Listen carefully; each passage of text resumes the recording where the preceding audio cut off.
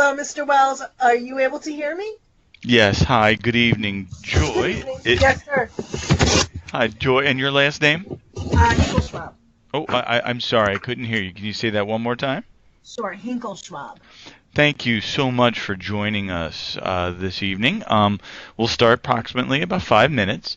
Great. As you probably can see, I'm sharing visually and verbally as well. So, as I'm also, as you probably may have heard, I'm recording the session so that it can be shared out afterwards, and that will be provided via link through email. And as we go through, you'll be able to see and interact as we go along. Wonderful. Thank you. You're welcome. So again, we'll start in about 5 minutes, and I'll give everyone a fair warning when we begin. Great. Thanks. Thank you.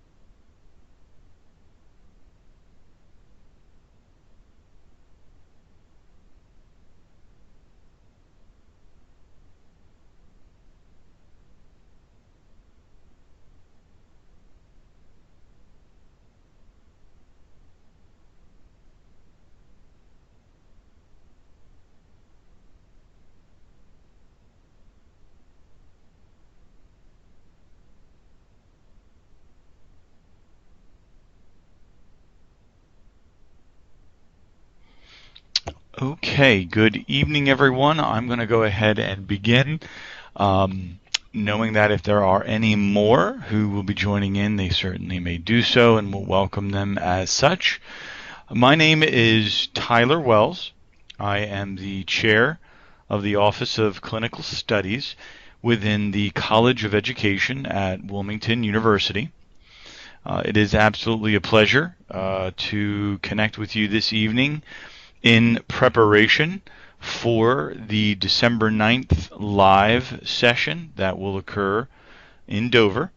And so we will spend approximately 45 minutes, no more than an hour, this evening together to adequately get you ready for that live session so that we can set the stage, if you will, the groundwork, in order for all to successfully engage in the Praxis Performance Assessment for Teachers come January, if that is your decision to do so. So I know we have a number of individuals, obviously, either joining in multiple ways. Either A, you've called in and are unable to see the screen, so to speak, and or you are logging in through Skype, in which you can not only participate verbally, audio, but you can also see the screen and see what I'm sharing. For those of you who have called in, please know that I have and am recording this session so that you can go back and watch it over as many times as you would like to. I'm not sure how much fun that would be, but you can certainly do so. And of course, that will be sent out via email in the next day or so after our session this evening is done. So again, it's a pleasure to connect with all of you. I will meet all of you in person on December the 9th for the live session. And again, 45 minutes to an hour, so let's begin if that's okay. So basically some ground rules here that I will stop periodically, if you will, kind of take the pulse as to see how things are going, ask any particular questions that you may have. Please feel free to interrupt. That does not hurt my feelings. And ask questions as you see fit. So let's, I suppose, get into some conversations revolving around the Praxis Performance Assessment for Teachers, or what is commonly known as PPAT. The slideshow I'm sharing with you this evening is something that I have presented to Delaware Department of Education, legislators, and so forth, in preparation for these events that are occurring now, and also for novice teachers in terms of examination administration of the examination. So this is a skeletal kind of design. It's only created to provide you with some basic information as such that you are prepared for, again, the live session. So let's talk about where all this came from, as some of you may know and some of you may not know. So the state of Delaware, in terms of the exit performance assessment, has mandated clearly through what's called Senate Bill 51, Regulation 290, that novice teachers, and also included in that are teacher preparation candidates, will be required to engage and pass the exit performance assessment for licensure and cert within the state of Delaware. HB 143 changed regulation to a certain degree, the Senate bill, if you will, regarding novice teachers such as yourself, and also those candidates who were not successful, teacher preparation candidates who are not successful during the examination. And we'll get into a little bit of that as how it works and in what capacity it works in a few moments. But this gives you at least some groundwork as to where this came from. This originated in 2013. It started with Senate Bill 51, a host of other requirements, mandates that are connected to higher education, teacher preparation, but specifically within the law, Regulation 290, and the exit performance assessment. This is how it applies to you as novice teachers who are now hired in the state of Delaware. Any of this information is accessible. I can also send it to you via email along with your video so that you have some more background knowledge if you are interested to learn. So to give some background as to what we do at Wilmington University for our teacher preparation candidates in our graduate and undergraduate programs from birth to second grade, leading to all the way to secondary education, content specific. Our candidates must take the exit performance assessment during student teaching. So we prepare them through a variety of course-embedded assignments, activities, assessments, evaluations, leading up to student teaching, which then, during this 80-day event, our candidates are required to engage in an 80-day student teaching experience. The candidates participate in 6 seminars. They are 3 hours each over the 15 to 16 weeks. We, as faculty and also as our supervisors, work with our candidates in terms of mentoring and coaching through a Socratic approach or a Socratic questioning approach. We also provide peer-to-peer coaching and support, i.e. peer-to-peer, meaning that the candidate to candidate may work together collaboratively during these seminar sessions so that they are able to critique and analyze their writing prompts and their instruction, classroom management, so forth, through the lessons that they are teaching.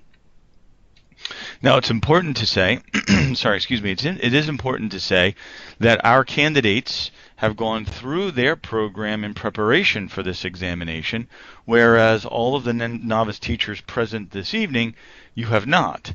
And so, as such, if you are interested in taking the examination in January, because it will be within a time frame, and we'll discuss that as well in a moment, that you are in great need of identifying what is going to happen to you, how it will happen to you, what it is your requirements are, what the mentor teacher's requirements are, and as a support mechanism, what we can do for you.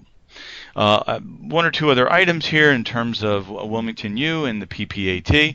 We began or implemented for the first time the PPAT, fall 16, spring 17. Currently, we have a 97% pass rate. Again, completed during student teaching. So that you are aware, just as for edification here, our candidates, regardless of passage or failure, will graduate, whether they pass or fail the PPAT. But new law in the state of Delaware, that was House Bill 143, indicates as what you see here, passage of during student teaching provides our candidates licensure and certification called the initial licensure for 4 years. That's also included in that 4 years of mentoring and induction. A candidate that fails the PPAT yet graduates and upon employment, that's a key phrase, upon employment, will receive an initial license. However, during the first 2 years of that initial license must redo the exit performance assessment. If they pass, they are given the remaining 2 years. If the candidate fails, their license is revoked. So let's talk about the assessment itself. Let's get you some background information, and then from there we'll take a little bit of a walk, if you will, through the website for ETS, so it gets you acclimated to what it is that you're going to be using come testing time frame, and more importantly, so that you're comfortable with what your expectations are. And as I said, so that we are also preparing you for the live session in December the 9th. So this is an evidence-based portfolio assessment. This is an assessment that focuses in on instruction in the classroom.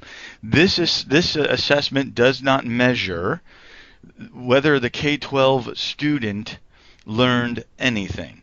The lessons and the activities in which the teacher could produce during this assessment could absolutely bomb, and no learning could be taking place. That is not what this performance assessment measures. This is a measurement or an evaluation of the candidate's ability to effectively reflect and analyze upon his or her own instruction and teaching. And you'll see that through what the examination is in terms of writing prompts and evidence and artifacts. This is, as an assessment, demonstrating, as the candidate demonstrates, that the individuals can gauge their students' learning needs, interact effectively with students, design, implement, analyze, use assessment data. This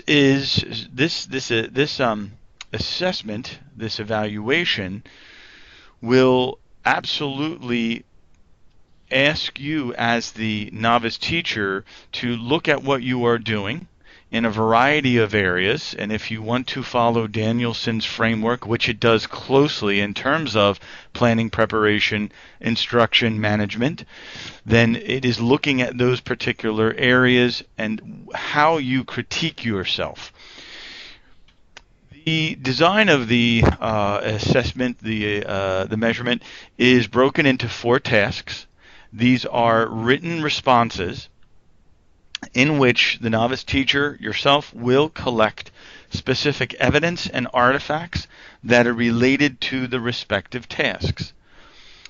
These tasks are submitted within a specific timeline. These are very strict deadlines, and everything is submitted into ETS.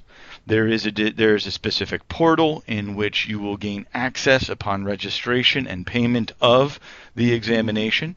You will then, upon access, have the portal parameters and control in which your written responses, your evidence, your artifacts, and eventually a video recording of a lesson will all be uploaded and submitted.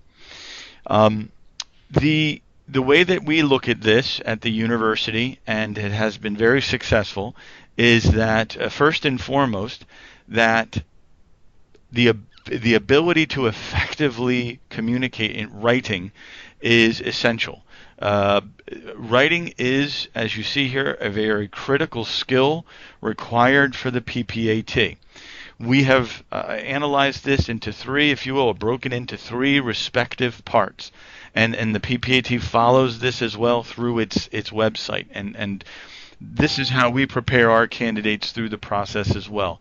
One is there is descriptive writing involved, meaning, and this is to a nominal level, please, mind you, that you will provide in your writing prompts the basics, the facts, the basic information, whether it's a definition or a description of an assessment that may be used upon a designing of a lesson, or a description about the children who are being served in your classroom, or the demographics of one's classroom.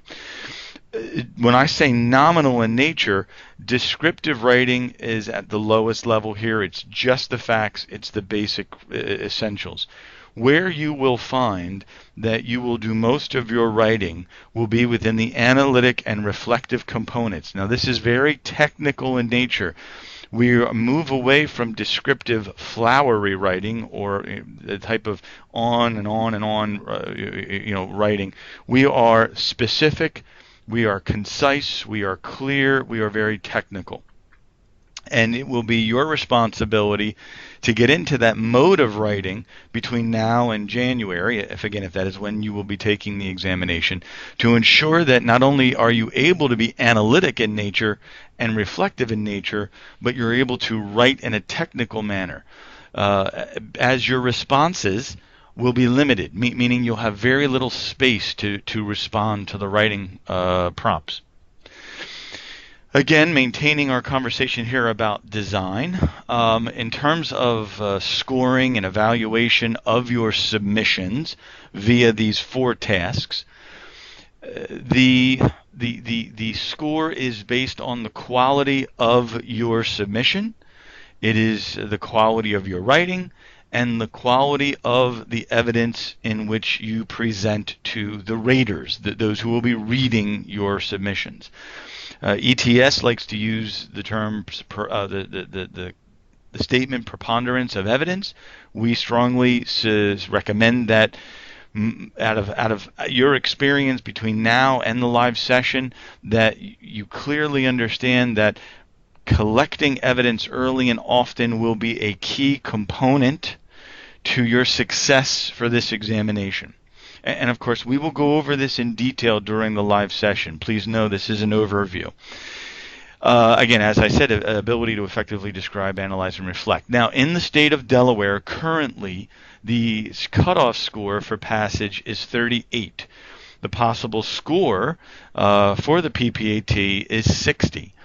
Nationally, the cutoff score is 41.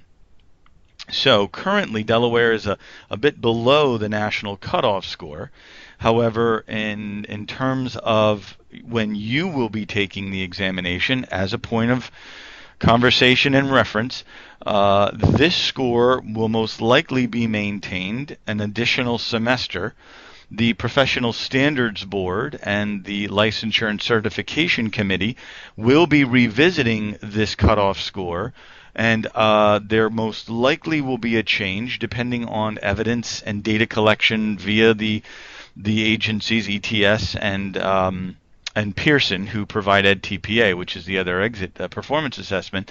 They'll collect the data to see how well candidates are performing, how individuals such as yourself are performing, and the cutoff score may change. Whether that be in fall of 18 or spring of 19 is to be seen, but it is definitely something that will be occurring.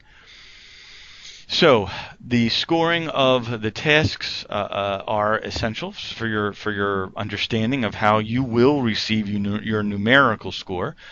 First, task 1 is not a point value towards your cutoff score, meaning you will not receive a value for task 1. However, task 1 is the most essential task to complete. In fact, if you don't complete task 1, you can't move on within the examination itself. You have to submit, you have to utilize the information throughout the examination. And again, I'll get into each task momentarily, but so that you have a conceptual idea of how this is designed, task 1 is scored internally, meaning that the Delaware Department of Education and your respective district will identify who will read your submission for task 1 and identify your level of performance, provide feedback, and give you additional supports if necessary in preparation to submit task 2, 3, and 4.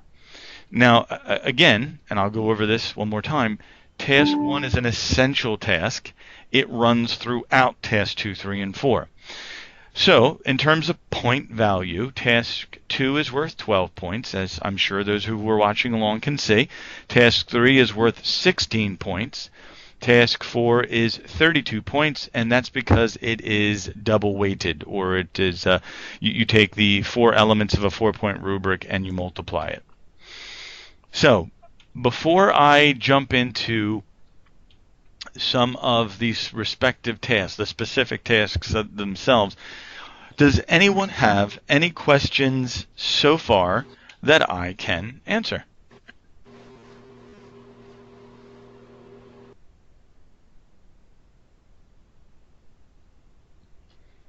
So that you know I'm a classic elementary school teacher, I'm going to give appropriate wait time.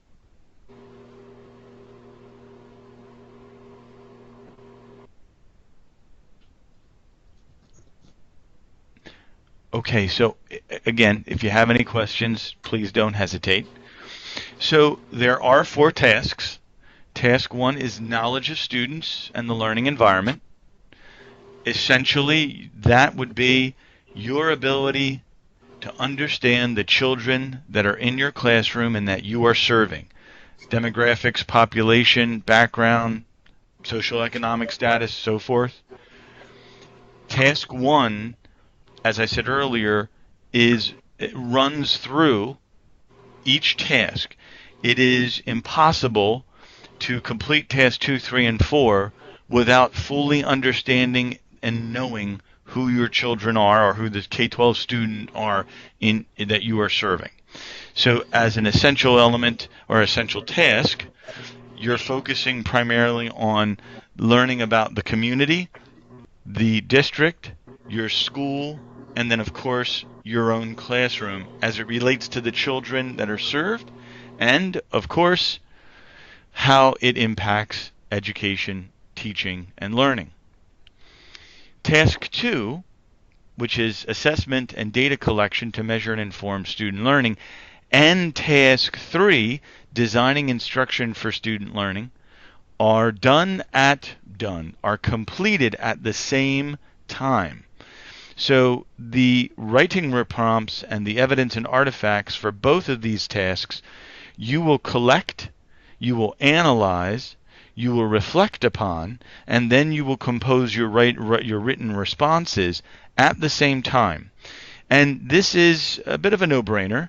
One cannot design lessons and design instruction without understanding where their students, their K-12 students, are in terms of evaluation, measurement, and assessment, and vice versa. You need to assess your children. You need to evaluate, right, their performance. You need to analyze the assessment data to adequately prepare and design lessons to reach and meet all students. And so since these two are done together, typically what most candidates have done so far is utilize one particular lesson to work within both of these tasks. Now, you could use one particular lesson and assessment and so forth for all four, and we'll get into the details as to why you could and maybe why you should not do that. But in terms of a timeline and in terms of tasks, 2 and 3 are done together. Last is task 4, which is analyzing your instruction. You are required to video record for this particular task, but essentially in this particular task, you are looking specifically at what you have done for your teaching, for the lesson in terms of instruction, student engagement, and so forth. So I'd like to, if I can, stop for a moment on our PowerPoint, and I'd like to jump into ETS's website for just a moment. Now, if you've never gone onto the website and you haven't logged in, this is a free, open resource. Everything that I am about to walk through with you briefly is available to you now. You can do a simple Google search for ETS PPAT. It'll be the first link that comes up. You'll choose the Praxis Performance Assessment for Teachers. Everything is, the examination is available online right now. You do not have to pay to get the exam. So in terms of the writing prompts and what evidence you need to start collecting, the tips, the tricks, the examples, the rubrics, everything that you need is open access. The manner in which, obviously, you submit and then are evaluated, that's where it's closed. That's the timeline. And speaking of then timeline, the most important area to start, I believe, with this site is in the building and submitting tasks section. You will see within this particular section, and those of you who are following along on the screen and those of you who have called in, again, you'll be able to log in later or watch the video. The building and submitting tasks has the most information readily available to you, the test taker. I would recommend, first and foremost, starting with dates and deadlines. And the reason I say that is because for the majority of you who have decided that they are going to take the exam in January, you would need to pay attention to the screen that I'm presenting right now, or the page that I'm presenting right now, which is the deadlines for registration and then, of course, task submission. And you'll see that there is a very tight timeline here. Now, ETS is very specific in its ebb and flow, in its requirements, in its deadlines. There are no exceptions to the rule. They're very, well, it is what it is. They're very anal. When it comes down to it, you must register for the examination between now and February the 9th. Again, if you plan to take the PPAT this spring semester, or what I call the spring semester, what you would call January to May, then registration is open now. You'll also see then in terms of task deadlines, task 1, February 13th, and so forth, that these dates are very clear. Submission is at 2 o'clock in the afternoon, not at midnight. And if you miss a task, depending on task 1 to task 2, 3, 4, task 1, if you don't submit, you'll have to restart over again the following testing window, meaning if you don't submit task 1, you're forfeit your examination, and you'll have to come back fall of 2018. If you do submit task 1 and then you miss a subsequent task 2, 3, or 4, you will have to resubmit that task. Any task that you feel that you have scored lower on or less than what you feel is adequate to receive the cutoff score of 38, you'll see at the bottom of the screen there is a resubmission window in which then you can, for a fee, right, for a fee of course, you can resubmit one or all of task 2, 3, 4. Only 2, 3, and 4. So, going back then in terms of building and submitting tasks, I would also then point out that there are examples, libraries of examples. There are in terms of video preparation, permission forms, everything that you need is under this particular area. Now, the reason why I'm also here is to show you the exam itself, the actual examination. But before I do that, I would like to point out a particular document that is very important, and if you can, between now and December the 9th, open it, download it, read through it, print it out. Most of our candidates just buy a 3-ring binder, and they put all this information in it because it is difficult to go back and forth between the website and try to download these PDFs and go through them. If you're technologically lit and that's your comfort zone, wonderful. If you're not, you may want to print it out, put it in a 3-ring binder in preparation for the examination. This document, called the PPAT Candidate and Educator Handbook, is an essential document. Yes, it's 58 pages long, but it is absolutely worth your time, maybe over the holiday, to review this particular document. It will give you details as to the examination, testing tips, and more importantly, the rules, routines, procedures that you must adhere to. So the examination itself, task 1 through 4, is listed here. You'll see task 1. You'll see the requirements, the rubrics, the documentation or the evidence and artifacts that are associated with the respective task.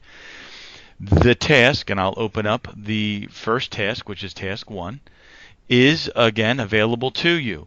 It is very clearly detailed as to how it is aligned to InTask, which are the InTask teaching standards. It provides an overview of the artifacts that you will need to collect and produce for this particular task. And then it jumps right into the exam or the writing prompts themselves. Now, of course, during 12/9, during this live session, we're going to go into detail into each respective task. We'll take a deep dive. We'll go into each section. We'll talk about how to compose your prompts. We'll talk about the types of evidence and so forth.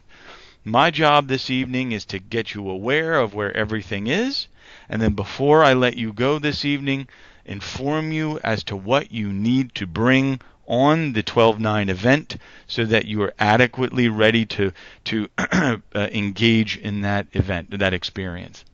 So again, my suggestion is go through, download all of these documents. This is task 2, task 3, and of course, as you can see, task 4.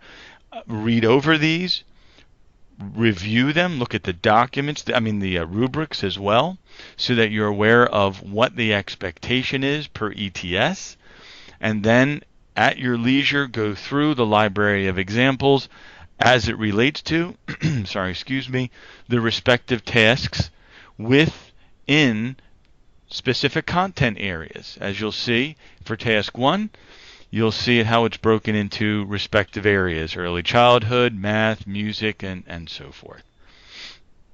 Now, we will go together over the website in more detail during the December 9th session. We'll also talk about registration. We'll talk about test taking. We'll talk about the support mechanisms that you'll receive. So if I can, as I stated, I like to take a little break now and then to find out, are there any questions before I move into the latter part of our conversation, which is what to expect on December the 9th and what you need to adequately prepare yourself for that event. Are there any questions so far that I can answer? Yes, sir. What is the cost of the assessment? That's a great question. I'm going to, for those who are watching along, I'm going to go to the registration page. Currently, the examination is $275. There is a fee and payment section which provides an overview. Oh, well, they've changed the cost. I'm so sorry. So the fees and payments has increased. So there you go. We're all going to learn something new tonight. So the registration fee has increased to $300. So this is a $300 examination. And if there is a need to resubmit, as you see, for any task, you'll see that there's a $75 resubmission fee per task. Joy, does that answer your question? Yes, thank you. Now, also, John Neubauer, through the state of Delaware, has indicated that individuals who take and pass the PPAT are refunded $100.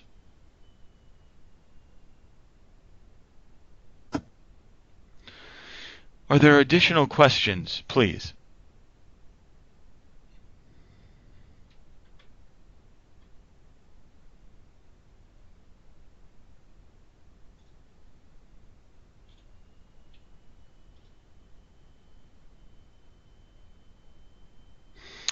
So in terms then of this examination, and obviously as you see per the cost of it, it is, I would think, in your best interest to identify and focus in on, I think, the following items, because I would like for all of you who are going to be test takers in January, those who are deciding to move forward with the examination itself, if you would, you may want to take some notes. You also, of course, I will have the video, and then email all participants this evening the information that I'm about to go over as well in terms of what you want to bring to the 12-9 event. So I'm actually going to go back to each of the respective tasks so that I can bring each one up so I can visually show you what it is that you want to bring, and then more importantly I'll walk through it as well verbally so all of you who are just calling in know exactly what to expect. So in terms of knowledge of students, task 1, first and foremost, you will want to download the contextual demographics chart, or what they call the contextual factors chart, and the instructional and resources chart. You will want to your best ability, okay, because again, you've not gone through any training, and there's an understanding of an expectation that you've never seen this before. To the best of your ability, you will want to complete, fill out, have ready these 2 documents for the December 9th event. You will want to bring an electronic copy and 2 paper copies of both of these charts, of the contextual factors chart and the instructional support and resources chart.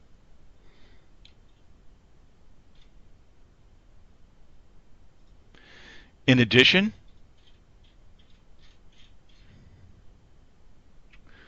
you will need to bring a student interest inventory. Now, it says here, per the artifacts that I'm showing on the screen, a completed student interest inventory. Now, unless you've already done this per your beginning of the school year activity, meaning you've implemented and administered an interest inventory to identify and find out your likes, your students' dislikes, likes, what they like to do in the evening, what they like TV, they like to read, what's their favorite character, blah, blah, blah. If you've done that, great, bring it with you. If you have not, we're not asking you to administer one right now, but we are certainly asking you to bring a inventory that you may use in your classroom to fulfill this particular requirement. So you'll have three, if you will, things, artifacts, evidence, documents that you'll bring for task 1 on the December 9th event. You'll bring the contextual factors chart, you'll bring the instructional and support resources chart, and at least an interest inventory tool that either you A, have used or implemented, or B, that you might use. In terms of the method of communication, that's not something you have to supply on the 9th. We will obviously, though, go into depth and talk about that in detail. Are there any questions as to task 1, what you will need to bring in terms of evidence and artifacts?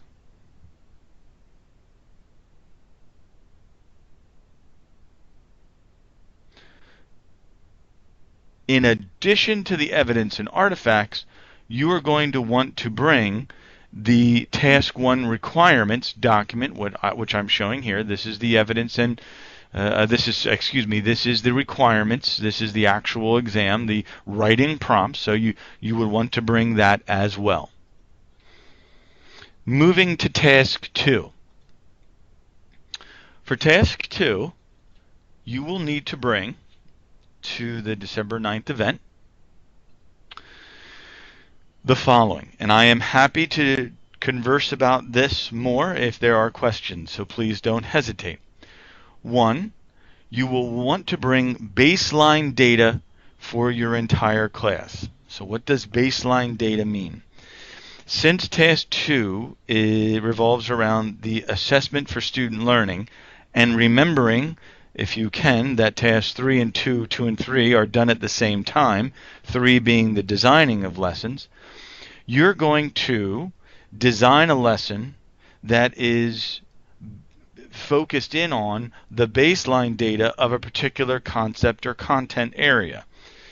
You will want to have that baseline data collected in such a manner that it would represent all of your students. And this can be any data that you have used previously on a particular lesson. Maybe it was a pre-assessment for a particular lesson, possibly a particular concept or area that you are covering at the time that when we meet during the December 9th time frame. There's a lot of flexibility in terms of the data that you can use for baseline. The idea here is that you are bringing with you the data that would represent a particular area, concept, or content that you would focus in on in terms of analyzing your students' understanding through that data, and also to assist you in designing and preparing a lesson. You would want to bring a rubric or scoring guide that is aligned to an assessment that you would use during the lesson for task 3. That's the designing of the lesson. So you're going to select an assessment that would go with the lesson that you're going to create and design. So you have that assessment, you have the rubric or scoring guide. Where we will stop is the focus students, because during 12.9 we'll talk about how you select focus students, how you identify them, and how you use data to select those focus students, and in what manner you're going to represent that through data, and whether it be graphic representation and or representative pages. And so we'll talk about that in more detail. But for our event for 12.9, you would want to bring the assessment that you would use for the lesson that you would build, or a lesson that you are going to use.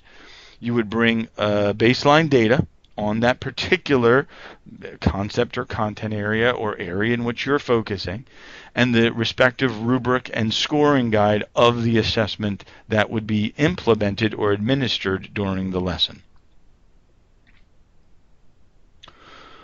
Let me stop there. Are there any questions about the artifacts that you need to bring for task 2? I'm sorry, I had a question. Are there any requirements at all throughout this for ties to the Common Core standards, or are you able to select whatever you want? No, these are the writing prompts, as you will see. And Joy, you ask a very good question, which I think I would respond in 2 ways. Directly to you, yes, Joy, you're going to use Common Core, you're going to use state standards. Now, in my other side of the response is between now and 12.9, dig into these writing prompts that you see that I'm sharing, because you're going to see where it specifically asks you to identify the learning goals based upon which standards you're using, whether they be Common Core, state level, etc. So yes, the answer is yes. You specifically have to call out the learning goal and the standard. So, let's say it's a reading standard. Let's say I'm a 2nd, 3rd grade teacher, and it's reading standard, for 2.9L, let's say. You're going to call that out directly in the writing prompt. Okay, thank you. You're quite welcome. So that is then maybe another suggestion. We will provide laptops to you on the December 9th event, but if you feel more comfortable and want to bring your laptop, if you have one, to the event, we will have Wi-Fi login access, but we'll supply a laptop for you so that you have access to all those other documents and information revolving around Common Core and standards and everything. But Joy, a very good question. Are there any others that relate to the artifacts evidence that is needed for task 2? What about the state 3 test that we had to give all the students? Would that count towards some of that evidence? That's a very good question. So when you say that, that's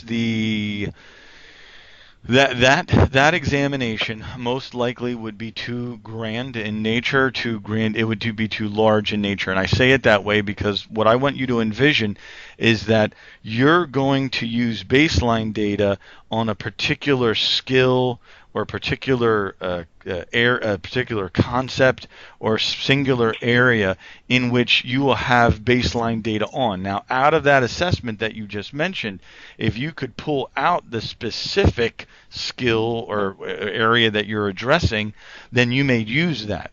But the question is, do you have specific data that relates to that specific area or that specific skill?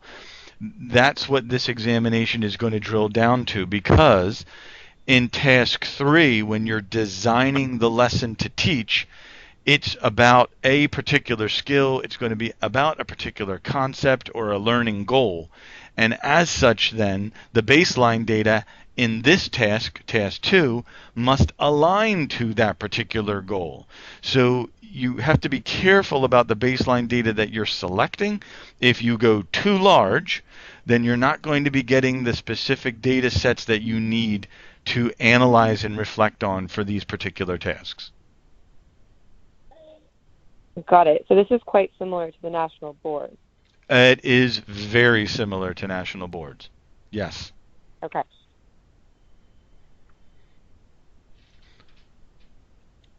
Again, additional questions, please, before I move on to task 3.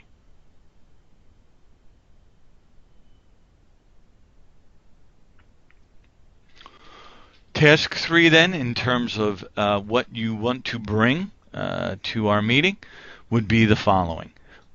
Sorry, excuse me. A lesson plan for a whole class. So that is either elementary, it's going to be a content-specific area, middle, secondary, it's going to be whatever content area you are in, and whichever section of the day in which you are teaching. That lesson must include the use of technology, and I'll underline must. Okay, you have to embed it in there. Where we will work on from that point forward would be the differentiation, the focus students, work sample. You do not need to bring any of that. The only thing you do need to bring on the event for 12-9 is a lesson plan that includes the use of technology.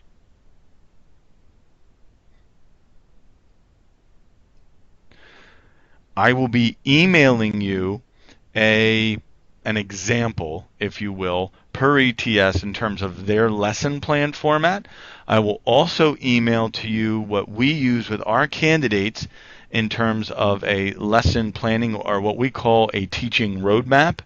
And I think that would give you the level of expectation for what the lesson plan would need to have, the components of, so that you're adequately prepared for 12-9 as well.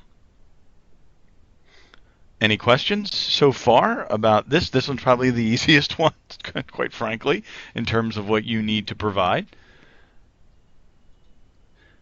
And then for task 4, and this may be a little difficult depending on the district that you are in and the permissions that you are given. So, 1, the lesson plan, and again, it could be the lesson plan that you've used for task 2 and 3, or it could be, I should say in this regards, it could be a lesson plan that you've already taught, because what we would like for you to do, if you can, again, depending on your district, is can you record yourself, and can, if you are able to, bring that video recording to the December 9th event. Reason being is the process of analysis and reflection of one's teaching is the main thrust, the main push, the requirement for this task. And having a video of yourself teach and being able to use that in a small group or one peer-to-peer exercise would be very beneficial in terms of answering the prompts for this particular task. If you cannot, that is okay. And if you don't have that ability to do so, that is okay at this particular time frame. Because again, we're going to prepare you, we're getting you ready. If you're unable to do that, we'll be providing you laptops. All of our candidates must video record themselves a minimum of 10 times over the course of their program and evaluate themselves. And so, as such, we have access to those recordings, and we can provide you that access so that during the 12-9 event, you can watch one of their videos and then work on an analysis and reflection. But the point here being is, if you have the ability to record and you can record yourself, let's see if you could bring that in on 12-9, because that can work within that idea of analysis and reflection of instruction. So we're getting close to the end here. It's about 7:50. I promised no more than an hour, and I meant that. This gives you, I think, the following. You know what you should be bringing with you to December 9th. You know the documents you want to be taking a look at and their location. You want to be taking a look, again, like I said, the rubrics. And over the 12-9 event, the session that we'll have together, we will dig very deeply into the writing prompts, the type of responses, how to write effectively, those types of tips, tricks, and so forth. And then, of course, at that event, we'll also go into the details of registration, timeline, and support mechanisms over the January to May timeframe, again, if you decide to engage in the PPAT for the spring timeframe. So I'll stop here, and I'd like to open up the floor to any particular questions that you have about anything revolving around the exit performance assessment.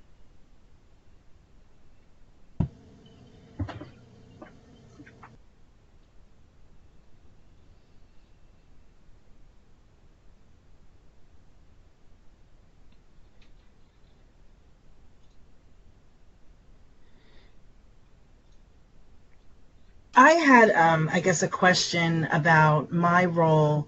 I'm a little bit late getting into the game. I was asked to serve as the PPAT mentor, and so I was listening to this, I don't mean to talk about my personal situation. I was just wondering, is there anything else that I should be doing? Because it sounds this has been a very valuable overview for me, so that I can lead my candidate through this process, but I'm just wondering, is there anything else that I should be doing in my role as well? Yeah, that's a great question, and we do cover that more in depth, obviously, during the live session. However, I can say this in terms of between now and then, Joy, Right. on this page, which is the building and submitting tasks page, where it's at the very beginning, it says PPAT Candidate and Educator Handbook, and now I brought it up here. Yes. Mm-hmm. You will see that in terms of support and ethics, and what are my roles as a mentor and coach and guide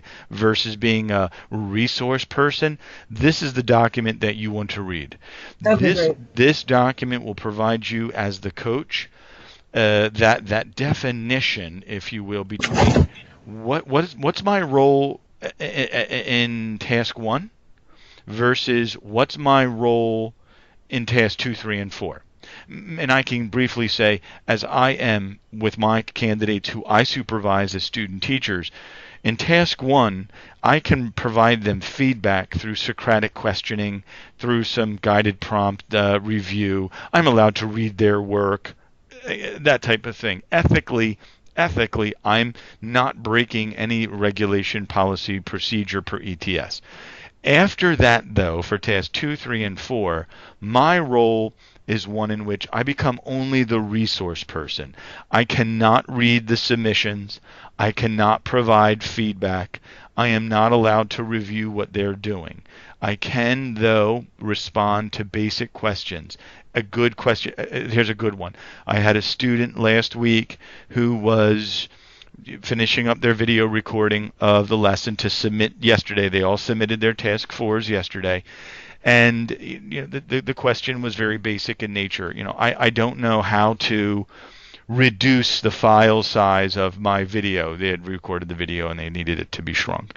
So I went through the process. I'm allowed to do that because that's more of a resource, right? Instead of, and that's actually something that we do as well. That's part of our responsibility as a contract here for the Department of Ed, for the novice teacher, and the district per this examination. Those resources you can, Joy, say to me in email. My mentor, my mentee, my novice teacher, they're having difficulty in terms of recording. Any tips and tricks? And I will jump in and be happy to provide that information as a resource. Vice versa, here they've written task 2, and I don't understand what they're saying here. Can't touch that, right? Because that's the novice teacher's responsibility. Now, where your role can come in is, though, maybe you can facilitate, and we'll also work with this as well, in creating some support mechanisms where maybe there's peer-to-peer collaboration. Maybe there's someone else in the district who's taking the examination, and they can facilitate and work together because peers, 2 novice teachers taking the exam, they can work together, they can read each other's work, they can provide feedback to each other. Ethically, following the rules of ETS, that is not inappropriate. That is okay. Okay, thank you. That's very helpful. Thank you, Joy. That's a great question. So, are there any others? Please, I am happy to respond.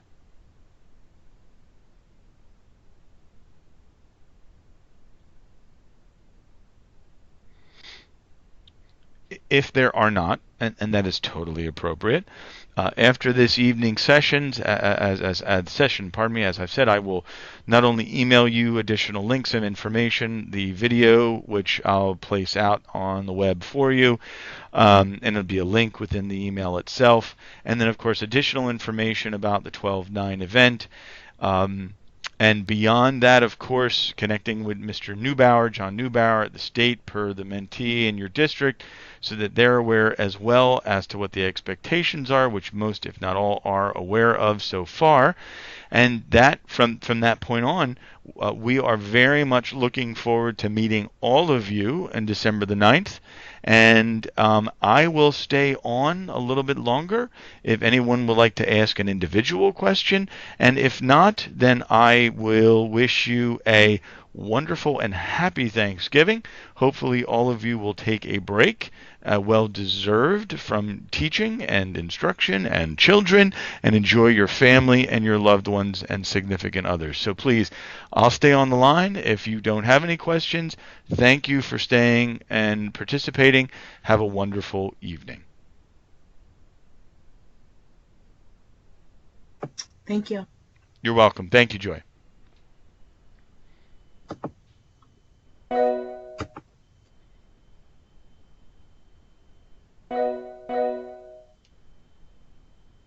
Hi, Tyler. Yes.